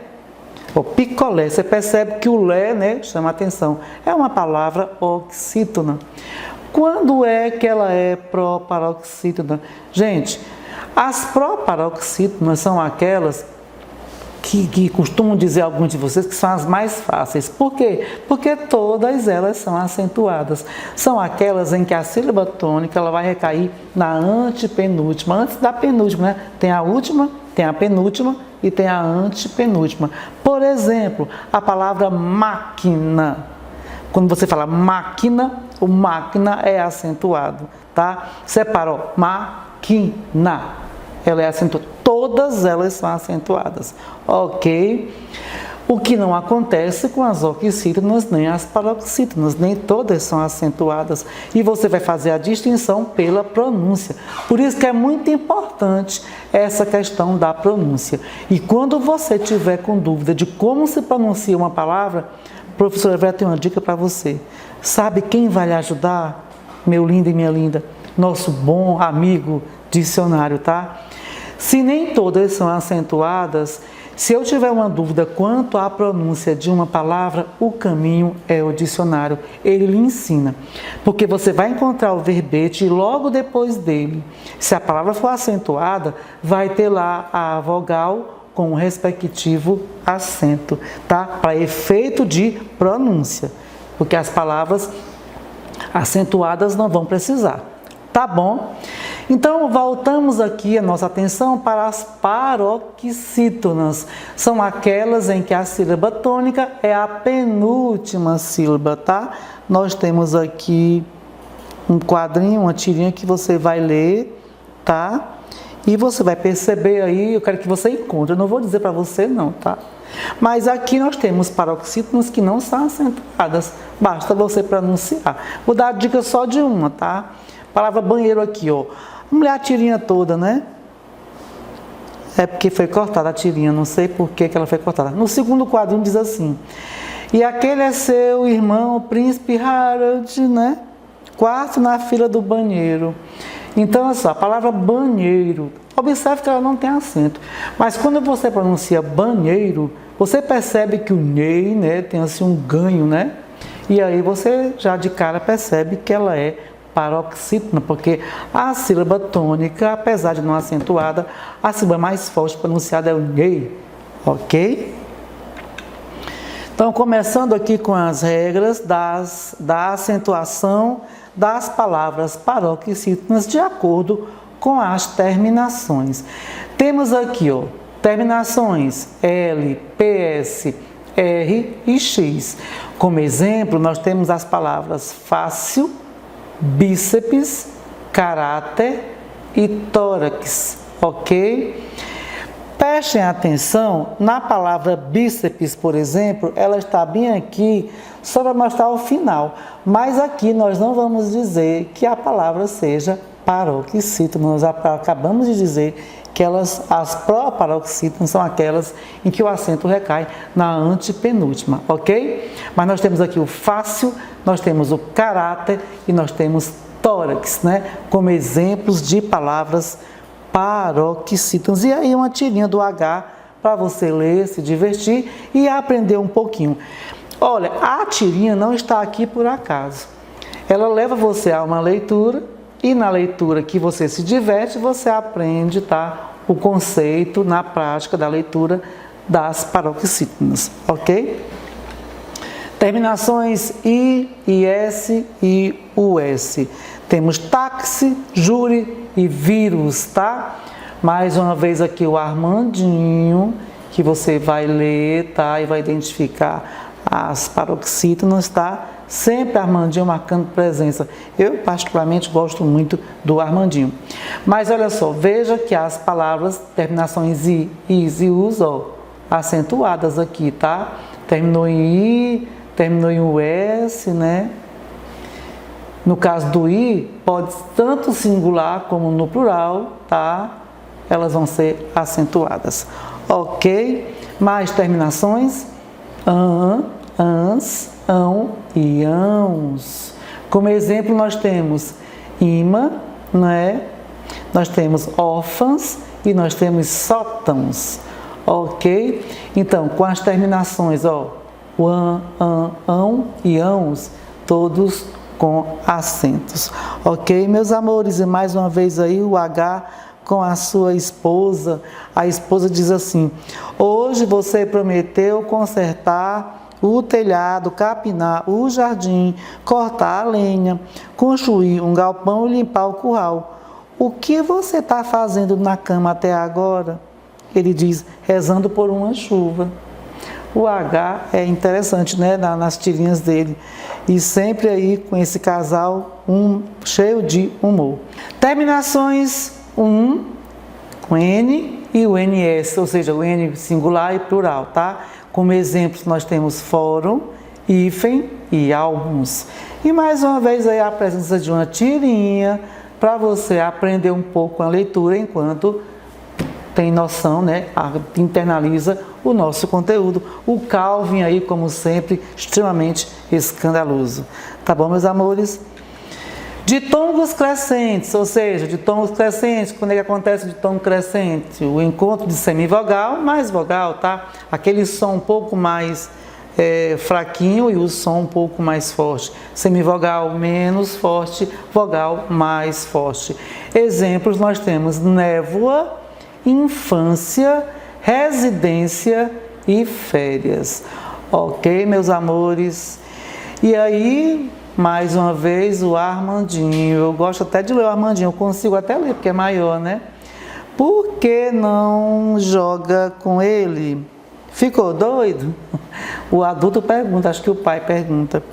Ele é uma criança igual a você, filho, não é mesmo? Olha ali, ele joga muito melhor do que eu. O Armandinho aqui se sentindo inferior. Não, Armandinho, né? Cada um de nós domina alguma coisa, né? Diferente. Deus dá dons diferentes para todos os seus filhos, graças a Deus, né? Então, olha só. Depois do que nós vimos aí, as situações, as regras, como se acentua de acordo com as terminações das palavras paroxítonas, nós temos aí no nosso livro didático, na página 163, essas situações aí, o segundo, terceiro, quarto e quinto exercícios, tá? Da página 63. Convido você a responder. Já fez? Então vá lá, leia novamente o que você fez, tá? Claro que você respondeu no seu caderno, porque esse nosso livro aqui ainda vai ser usado no ano que vem pelo seu outro colega, né? Então, assim, responda as questões como uma forma de você internalizar o que nós vimos hoje relacionado à acentuação das palavras paroxítonas, ok? Gente, esse box aqui é maravilhoso, etc e tal, tem sempre uma curiosidade. Então, assim, da nossa aula passada, tá? Sobre relato de viagem, queria que você fizesse essa leitura aí, tá? Box, etc e tal. Leia, é muito importante que você leia. Tipo assim, o assunto passou adiante, já, né? Você já está mais à frente, mas você encontra esse box aí como uma forma de, será que você lembra ainda o que é esse relato de viagem? Entenderam? Então, o box, etc e tal, é como sugestão de leitura para você, tá bom? Gente, gostaram da aula? Então, cada encontro nosso, cada viagem nossa, a gente aprende um pouco mais sobre a nossa língua. É cheia assim, de dificuldades, mas cada degrau que a gente avança é importante. E a nossa língua merece isso, afinal, é a nossa língua. Então, se é a nossa língua, nós temos que primar pelo seu bom uso. E assim, só vamos conseguir chegar neste bom uso através do estudo da escola, tá bom? Daqui a pouco a gente vai estar junto, se Deus quiser, na sala de aula. Então, gente, estou ficando por aqui, lembrando para vocês que a pandemia não acabou, portanto, continue fazendo a sua parte, não desleste, tá bom? Precisou sair de casa, use máscara, mantenha o distanciamento social, voltando para a sua família, voltando para casa, lave bem suas mãos com água e sabão, faça a sua parte. Se todos nós fizermos a nossa parte, juntos com Deus, vamos vencer esta pandemia. Você acredita? Eu acredito, tá bom? Fique com Deus, até a nossa próxima aula. Tchau!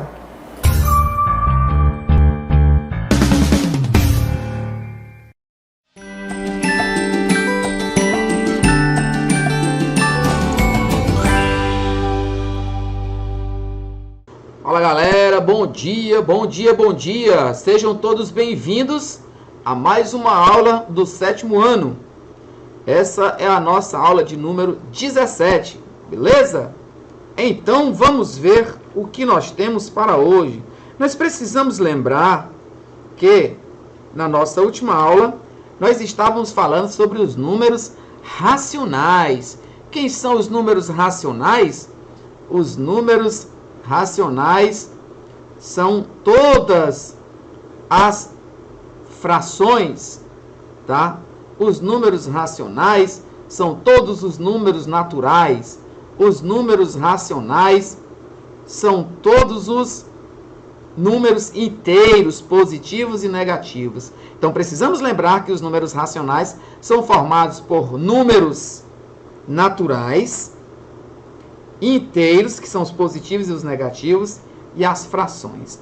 Não podemos deixar de falar que as frações são representadas por decimais exatos e decimais não exatos, que nós vamos dar um reforço na próxima aula. Fazendo aqui uma pequena ressalva, essa é a nossa aula de número 16. Beleza? Então, acompanhe comigo a ideia. Acompanhe comigo a ideia. Olha só. Vitor e Helena partiram de Lages, Santa Catarina, para um fim de semana de inverno em São Joaquim. Fim de semana de inverno, então lá tá frio, beleza? Que fica a 70 quilômetros, tá? Que fica a 70 quilômetros. Beleza? Muito bem, uma da outra. Aqui diz, uma pessoa diz, em Lages estava frio, mas menos frio que aqui. Lá a temperatura estava entre 1 e 2 graus. E a motorista diz, o termômetro aqui em São Joaquim marca uma temperatura entre 1 e 2 graus Celsius negativos. Então nós temos aqui uma tabelinha mostrando a temperatura entre 1 e 2 positivo e outro termômetro entre 1 e 2 negativos, tá? Temperatura em Lages e temperatura em São Joaquim. Vamos só dar ênfase. Em Lages a temperatura era positiva, em São Joaquim era negativa. Então, se em Lages o termômetro marcava temperatura entre 1 e 2 graus, ou seja, mais 1 grau e mais 2, para sermos mais exatos, o termômetro estava marcando 1 mais 4 décimos graus Celsius acima, ou seja, 1,4, porque, gente, 4 décimos é 0,4, mais 1, 1,4. Em São Joaquim, o termômetro indicava a temperatura de entre 1 grau Celsius e 2 graus Celsius abaixo de zero, ou seja, menos 1 grau e menos 2 graus, mais exatamente, menos 1 grau, menos 8 décimos Celsius, graus Celsius abaixo de zero, tá? Ou seja, menos 1,8. Então, nossa perguntinha é, na letra A, quais são os números racionais inteiros? Nós temos mais 1, menos 1, mais 2 e menos 2, beleza? Na nossa letra B, pergunta, quais são os números racionais escritos na forma fracionária? Nós temos o 4 décimos, é uma fração, e nós temos menos 8 décimos, que é a outra fração. E na letra C pergunta, quais são os números escritos na forma decimal? Mais 1,4 e menos 1,8. Então, nós identificamos aqui, pessoal, números inteiros, tá? Aqui nós identificamos frações. E aqui nós identificamos números decimais. Beleza? Muito bem.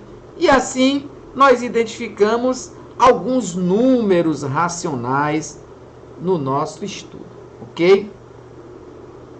Vamos então para a nossa próxima proposta.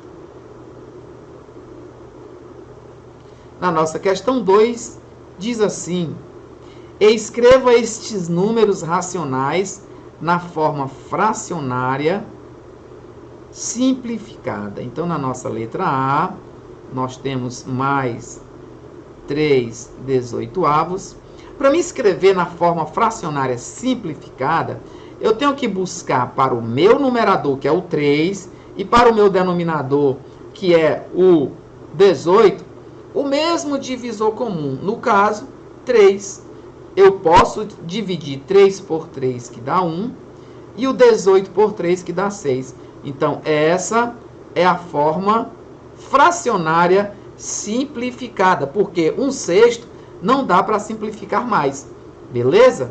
E na nossa letra B, nós temos menos 12/15. O divisor comum, por coincidência, é também o 3, tá? 12 por 3 dá 4 e 15 por 3 dá 5. Se você observar bem, 4/5 é a forma simplificada, ou seja, uma forma que não dá mais para simplificar este número. E na letra C, menos 55 sobre 66, vamos pensar agora um pouco mais. Não dá mais por 3, não dá por 5, nem por 6, nem por 10. Nós vamos simplificar por 11. 55 por 11 dá 5. 66 por 11 dá 6. Então, essa é a forma fracionária simplificada dos números dados. Beleza? E na nossa questão 3, diz o seguinte: escreva a forma decimal dos seguintes números. Para me escrever a forma decimal de 13/4, o que nos sugere, pessoal? Dividir o 13 por 4 até não dar mais. Então, vamos deixar separadinho aqui a nossa ideia. Então, 13 dividido por 4 vai ser 13 dividido por 4 dá 3. 3 vezes 4, 12. Para 13 sobra 1. O 1, pessoal, não dá para dividir por 4. Você desce um 0 e acrescenta a vírgula. 10 dividido por 4 dá 2. 2 vezes 4, 8. Para 10 sobra 2. E desce 0. 20 dividido por 4 dá 5. 5 vezes 4, 20. Para 20, nada. Beleza? Então, o número é menos 3,25. Isso é a nossa letra A. Vamos para a letra B. Eu quero agora menos 1 sobre 40. Qual será a forma decimal de 1 sobre 40? Eu terei que dividir 1 por 40. Só que, pessoal, 1 por 40 não dá. Vou ter que acrescentar aqui um 0 e 0, Aí nós temos 10 por 40, ainda não dá. Vamos ter que acrescentar mais um 0 e um 0 aqui. Agora sim, para facilitar a nossa vida, 40, 100 por 40 dá 2. 2 vezes 40 dá 80. Para 100 sobram 20. Aí você desce o 0. 200 por 40 dá 5. 5 vezes 40 é 200, para 200 nada. Então, a nossa resposta é menos 0,025. Beleza? E a nossa letra C, nós vamos fazer também a divisão. Se eu dividir 3 mais 3 por 20, vamos ver quanto é que dá? 3 dividido por 20. Não dá, desce o 0, 0, 30 por 20 dá 1, sobra 10. Desce o 0. E 100 dividido por 20 dá 5. 5 vezes 20 é 100. Para 100 nada. A resposta é mais 0,15. Beleza? Muito bem. Então, o que é que nós entendemos aqui, pessoal? Nós entendemos que quando eu quero apresentar uma forma simplificada de uma fração, essa é a questão 2, hein? Eu vou procurar um divisor comum para os dois números. Na letra A nós encontramos o 3, na letra B nós encontramos 3 e na letra C nós encontramos o 11. Na nossa questão 3, está pedindo para escrever na forma decimal. Como é que eu escrevo uma fração na forma decimal? Se não dividindo o numerador pelo denominador. O mais curioso aqui é que na nossa terceira questão, nós efetuamos as divisões. E nós obtivemos divisões exatas. Ou seja, o resto deu 0. Isso quer dizer, não necessariamente que vai dar sempre exato. Tá? Nós vamos ver mais à frente o que acontece quando não dá exata. Mas por enquanto, amiguinhos, nós vamos ficar nessa primeira ideia. Não vamos complicar a nossa vida. Questão 4 diz: identifique os números a seguir como naturais, inteiros não naturais ou racionais não inteiros. Então, nós vamos buscar aqui, pessoal. Primeiro, na questão 4, vamos procurar aqui os números naturais, tá? Os números naturais são números positivos, tá? E são números que não são fracionários e nem decimais. Então, observando aqui, eu não encontro nenhum. Então, pessoal, naturais, somente naturais, não temos. Então, vamos agora procurar os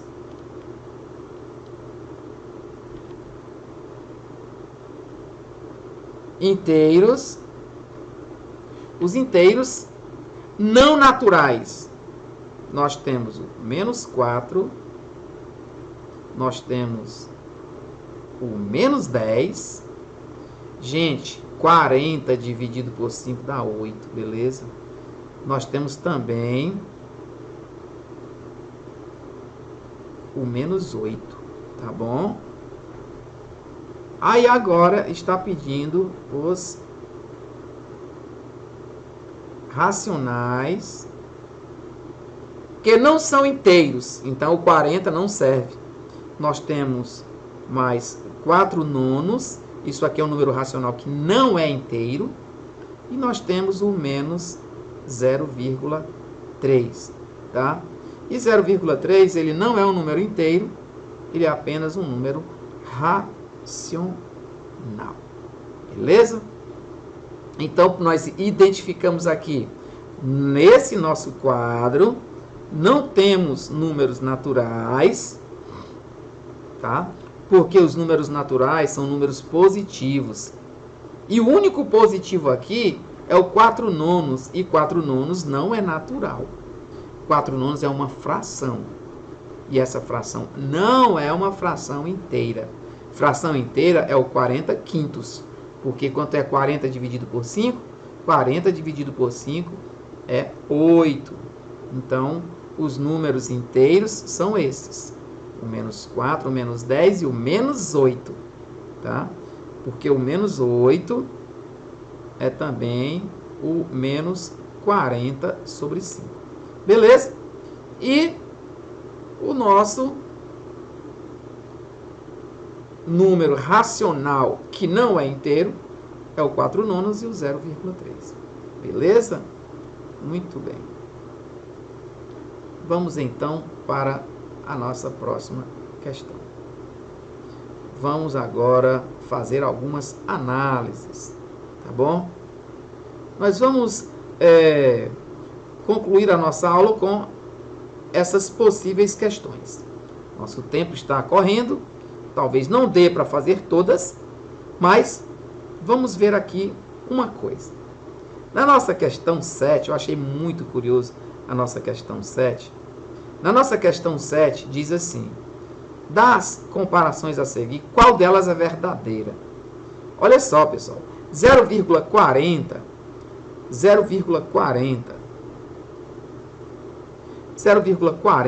é menor que 0,31? Falso. 0,40 é maior que 0,31, então está errado. 1 é menor que 1 meio? Gente, 1 meio é 0,5. 1 meio é a metade de 1. E jamais 1 vai ser menor do que 1 meio. Essa também é falsa. 0,4 é maior que 4 décimos? Gente, 4 décimos eu posso escrever assim, ó. 0,4. 4 décimos é 0,4. Agora eu pergunto para vocês. 0,4 é maior que 0,4? Claro que não. 0,4 é igual a 0,4. E a nossa letra D é a única situação que nos propõe agora. A possível resposta verdadeira diz o seguinte: 2 é maior do que 1,9. Tá, pessoal? Então, 2 eu posso escrever 2,0. É maior do que 1,9. Se você apagar a vírgula, fica 20 maior que 19, não é? Então, essa é a nossa resposta. Na questão 7, a resposta é a letra D.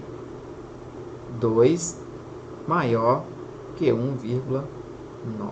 Beleza? Muito bem.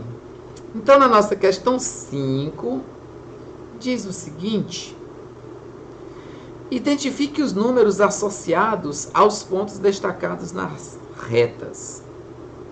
Tá? Então, eu tenho aqui A, B, C, P ou N, P, R e S.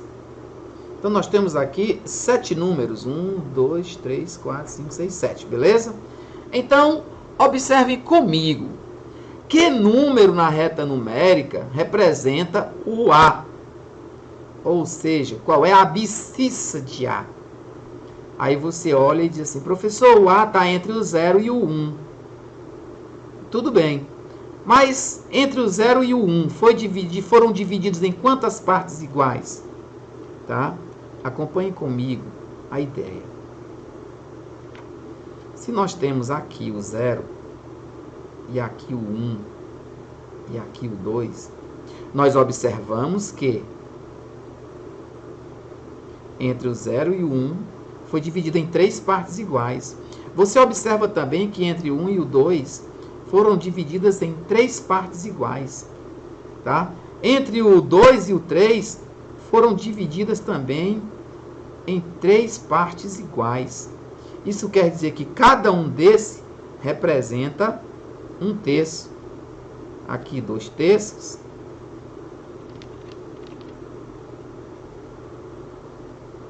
E aqui fecha 3/3. Mais 1/3. Então, o nosso A, ele se encontra aqui. Tá? Então, nós temos 1/3, mais 1/3, 2/3. Então, o nosso A representa 2/3. Se todos esses números se encontram em pontos correspondentes, o denominador de cada um deles vai ser sempre 3. Então, a letra B está para a esquerda. Então, é menos 1/3. Beleza? A letra C está à direita. Ele é simétrico de B, mais 1/3. E o M? Ah, professor, o M é coincidentemente mais 3. E o P? Aí o P você observa, depois do 1, que é 3/3, nós vamos ter 3/3, mais 1/3, 4/3, mais 1/3, 5/3. Então, bem aqui, ó, nós temos mais 1/3, e bem aqui nós temos mais 1/3. Então, nós estamos querendo saber o P aqui, ó. Então, nós temos 1/3, 2/3, 3/3, 4/3, 5/3. O P vale 5/3. E o R? E o R, 1 a menos. O R é aqui. O R é 4/3. E o S? Bom, professor, o S é negativo, está à esquerda de 0. Então, nós contamos a partir do B, 1/3, 2/3, 3/3, 4 terços, 5 terços negativos, menos 5 terços. Beleza? Então, pessoal, o nosso tempo estourou, na nossa questão 6, está pedindo para representar na reta numérica os seguintes números. Eu poderia representar na reta numérica alguns números. Veja, se eu tiver como origem o 0 aqui, para a direita, nós vamos ter 1, 2, 3 e assim por diante. Eu quero colocar o A na abscissa 0,9. Então, pessoal, eu divido a minha unidade do 0 até o 1 em 10 partes. 1, 2, 3, 4, 5. Aqui é 0,5. 0,6, 0,7, 0,8, 0,9. Olha só, pessoal. Mais 0,9. É bem coladinho no 1. Tá bom? E é assim que funciona. Se AB eu quero 3/5, eu vou dividir em 5 partes. Se AS eu quero 9/4, eu vou dividir em 4 partes. Então, o meu denominador é que define em quantas partes eu vou dividir. Beleza? Muito bem, pessoal. Nós precisamos finalizar a nossa aula, porque o tempo encerrou. E agradecemos a presença de todos, agradecemos a participação de todos, e na nossa próxima aula nós vamos começar as operações com números racionais. Nós vamos começar com adição de frações, beleza? Então, precisamos da próxima aula completa para trabalhar as operações de adição e subtração de frações, pois é um conteúdo muito importante para a nossa série, beleza? Nos vemos na próxima aula. Tchau, pessoal! Valeu e até a próxima!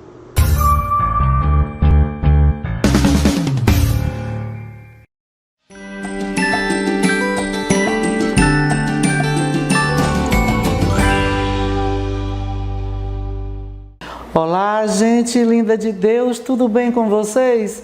Olha, se não estiver, eu sei, imagino que esteja, mas caso não esteja, acreditem, vai ficar, porque Deus é com cada um de vocês, Deus é com todos nós, tá bom?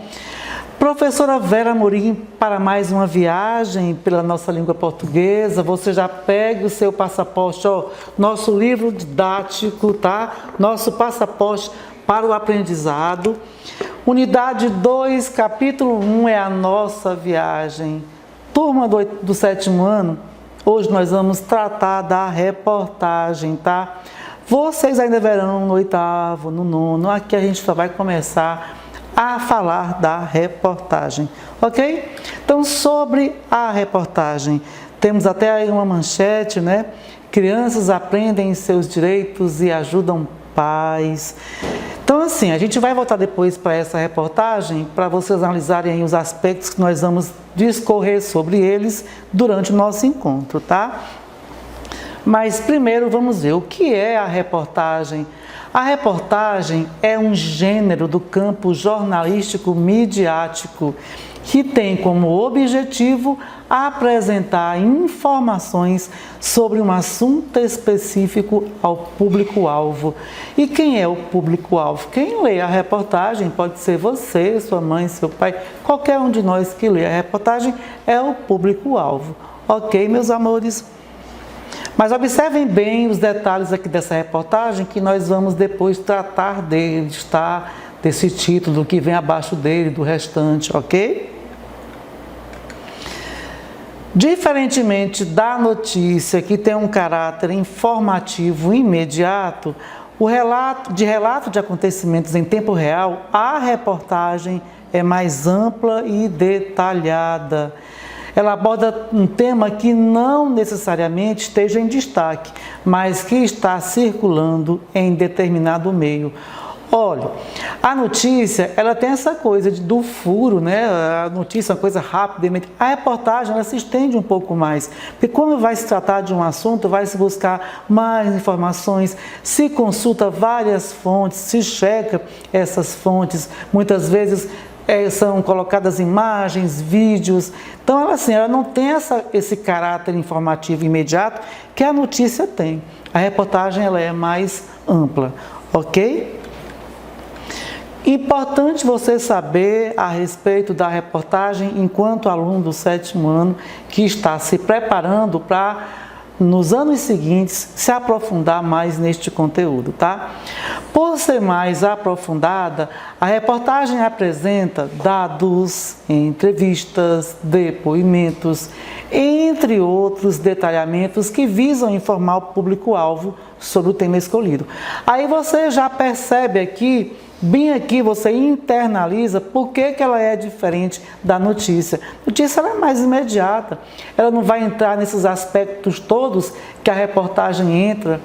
A reportagem ela vai trabalhar com dados, mas tem também as entrevistas, tá? E você pode acompanhar isso pela TV principalmente, que começa a se falar sobre uma temática, de repente aparece alguém para ser entrevistado.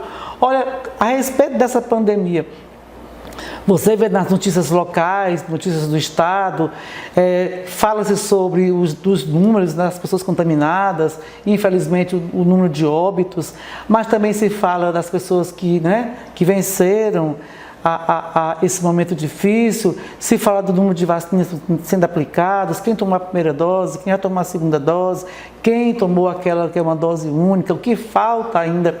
E geralmente, com todos esses dados, alguns depoimentos de pessoas que foram vacinadas, de vez em quando você vê uma autoridade sendo entrevistada sobre esse assunto. Então, isso faz parte da reportagem, tá? Além dos dados, as entrevistas, os depoimentos, todos os detalhes que vão formar o corpo e vão informar o público-alvo a respeito do tema escolhido para a respectiva reportagem, ok? Olha essa manchete aqui, gente. A assaltante tira onda no Facebook e a polícia custe. Acontece, né? Vai ver que a polícia nem sabia que ele era assaltante. Tem gente que vai curtindo aí, né? Sabe nem o que é e custe. Interessante, né? Então, mais sobre a reportagem. Meus amores, a reportagem é um gênero da ordem do relatar. Ela é um relato, tá? Dessa forma, ela busca informar os leitores por meio de relatos, detalhando elementos de espaço e tempo vinculados ou vinculado aos fatos ou fatos selecionados, ok? Assim como a notícia, a reportagem pode apresentar um lead, que busca responder às perguntas quem, o que, quando, onde, como, porquê. Essa parte da reportagem, onde você vai saber os detalhes, você vai observar. Tá? A gente colocou lá no comecinho, e você deve lembrar, né, que tem a manchete, um texto menor embaixo. Esse texto aí que destaca é que a gente chama de lead. Bem aí você vai saber quem, o que, quando aconteceu, onde, como foi, por que foi, tá? Para depois, no corpo da reportagem, você ter noção, ter compreensão, ter entendimento, ter o acesso realmente ao assunto ampliado. Ok, meus queridos?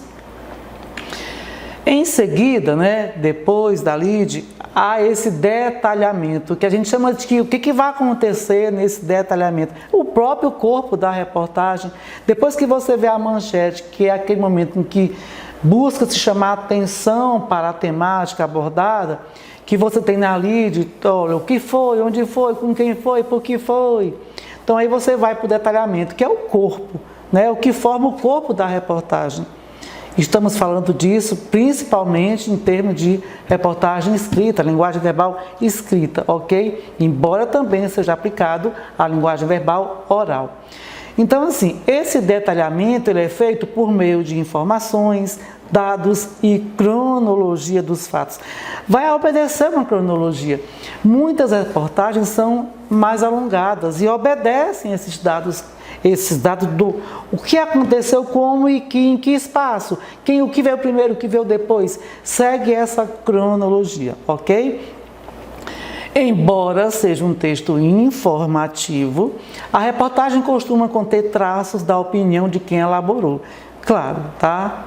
E sempre vai ter, assim, um pouquinho da opinião de quem fez, de quem escreveu, de quem preparou aquela reportagem. Sobretudo, quando se define, né, o enfoque dado ao tema abordado. Isso é de extrema importância, ok?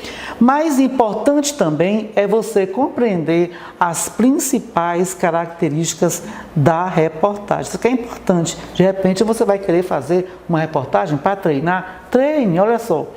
Quais são as principais características da reportagem?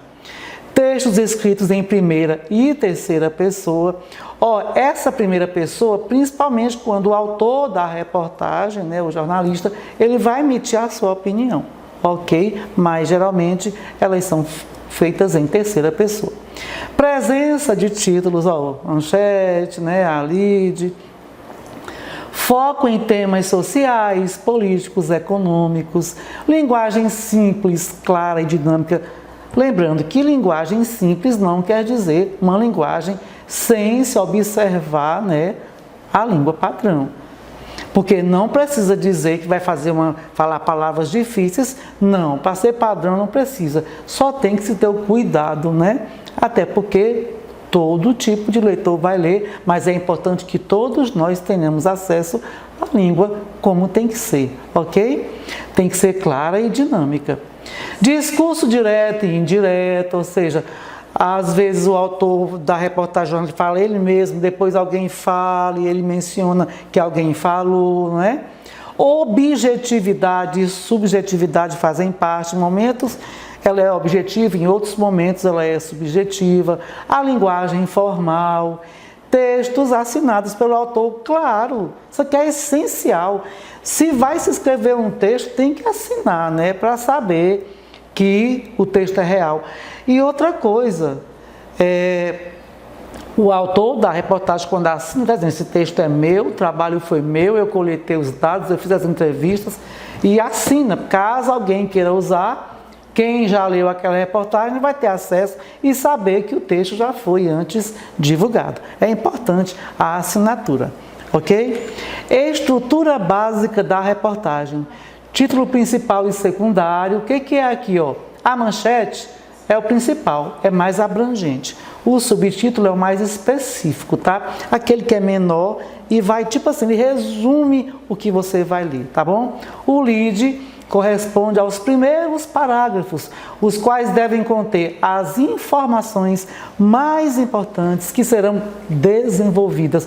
É a partir do lead que o autor da reportagem vai para o corpo da reportagem, tá? E depois do lead vem o corpo do texto propriamente dito, que é o desenvolvimento do texto, sem perder de vista o que foi apresentado na lead. Tem que haver, gente, essa conexão, tá? Não pode ser nada feito independente. Se o corpo do texto fugir do que foi dito na lead, vai ficar uma coisa sem que se possa entender. Ok, meus amores? Bom saber a respeito da reportagem. Nas reportagens, os recursos visuais, como gráficos, infográficos e boxes, têm a função de resumir ou ampliar informações. Tá? Então, o repórter, o jornalista falou, mas ele quer resumir para você o que ele falou, o que ele vai falar. Geralmente é quando ele já falou que ele mostra resumido. Para quê? Para que facilite a sua compreensão, a compreensão do leitor a respeito do que foi exposto, do assunto tratado. Nós temos aqui um exemplo de infográfico e um exemplo de gráfico, tá? Que você está tendo aí, olha o gráfico aí. Preferência do usuário, opinião versus informação. E aí ele mostra no gráfico aí, tá? Como aqui também no infográfico, tá? Que você tem esse acesso, que você vai continuar vendo esse conteúdo nos anos seguintes, 8º e 9º ano. Ok, meus amores?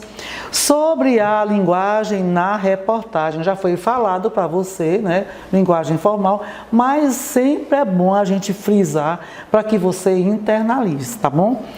A linguagem de uma reportagem, né, deve ser adequada ao público leitor. Isso não quer dizer, como eu disse para vocês, que ela vai, ela vai diminuir o padrão da língua. Claro que não, ela vai ser adequada.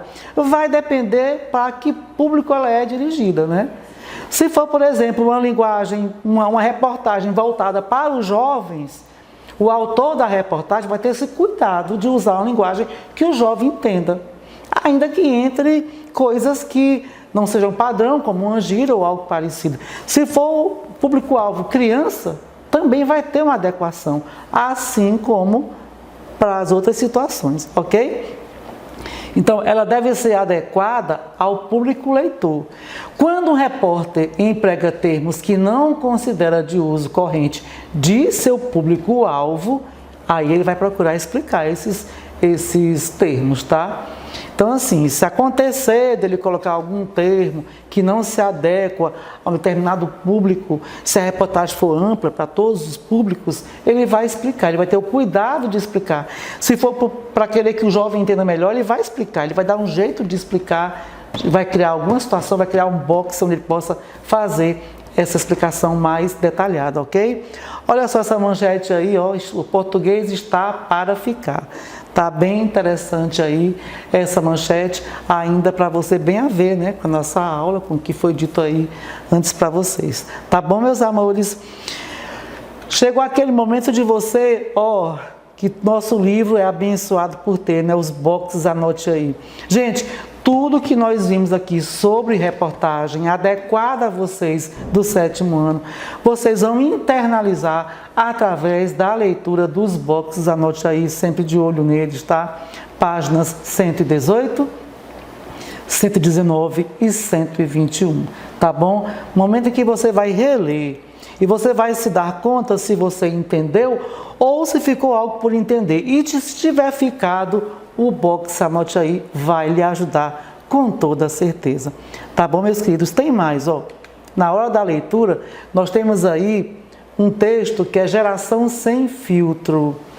Eu queria que vocês lessem, tá? A professora colocou só isso aí, porque não tinha como colocar o texto. Bem voltado o texto para vocês, jovens, meus alunos lindos de Deus, nas páginas 115, 116 e 117, tá? É um texto bem dinâmico e pelo título você já imagina como é um texto fantástico, tá? Geração Sem Filtro. Combinado? Leia, releia, veja, ó, no texto, numa leitura bem feita, você vai ter uma noção do que nós tratamos aqui, do que é uma reportagem, tá bom? Então, combinado comigo? Leia, releia, quantas vezes for necessário, tá bom, meus amores? E ó, ficando por aqui, mas com a certeza que, se Deus quiser, nos encontraremos para mais uma viagem pela língua portuguesa. Lindas e lindos de Deus, a pandemia não acabou. Isso quer dizer, nós precisamos continuar fazendo a nossa parte. E qual é a nossa parte? Saiu de casa, use máscara. Aliás, o manuseio é importante, viu? Sempre limpando as mãos. Fora de casa, mantenha o distanciamento social, tá? É muito importante isso, até porque você vai voltar para casa e chegando em casa tem os seus amores, entendeu? Então, lave bem suas mãos com água e sabão, faça a sua parte e juntos com Deus vamos vencer esta pandemia. Até o nosso próximo encontro, se cuidem, Deus abençoe. Tchau!